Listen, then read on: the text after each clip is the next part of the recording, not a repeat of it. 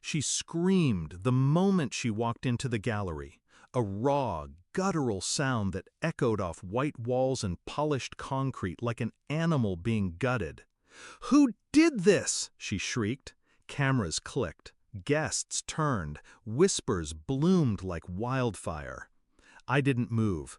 I just watched her stare at her own face, sculpted in warped steel and shattered mirrors, hanging at the center of an exhibition titled Matriarch.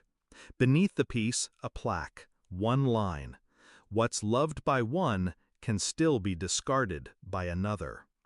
9 days earlier, I found my daughter's sculpture in a garbage bin beside the garage, broken in half, tossed like kitchen waste, still wrapped in the ribbon she'd tied around it the night before. 7 months she'd worked on that piece, every night after class, fingers blistered, nails chipped, eyes red with effort. She'd called it Everrise, said it was about my mother, her grandmother, a woman she admired more than anyone alive. I didn't say anything when I pulled it out of the bin, didn't gasp, didn't yell. I just stared at the wreckage, then turned and walked inside. My mother, Camille, sat in the living room sipping imported tea like she'd just hosted royalty. "Why?" I asked, calm. She didn't even look at me. "It was ugly," she said, waving a dismissive hand. "Clutter. I don't like clutter." She set her cup down on a porcelain saucer that probably cost more than my daughter's car. "She's sensitive," she added. "Don't tell her." I didn't. I didn't say a single word. I just nodded. And something in me went very, very still. I used to worship that woman. When I was little, I thought she was made of marble, untouchable, regal. She demanded perfection, so I gave it. Straight A's, piano recitals, never argued, never cried in public.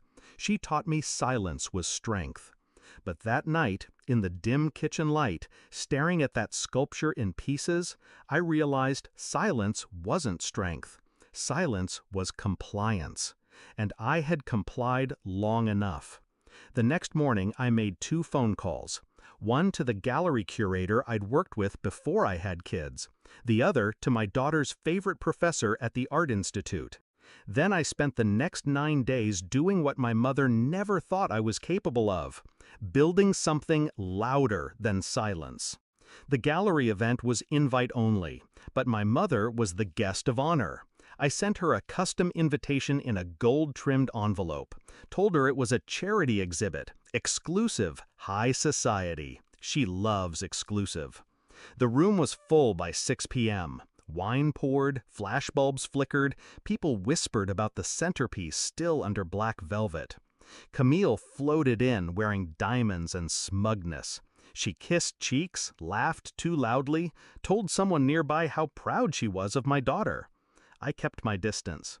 At 6:42, the lights dimmed.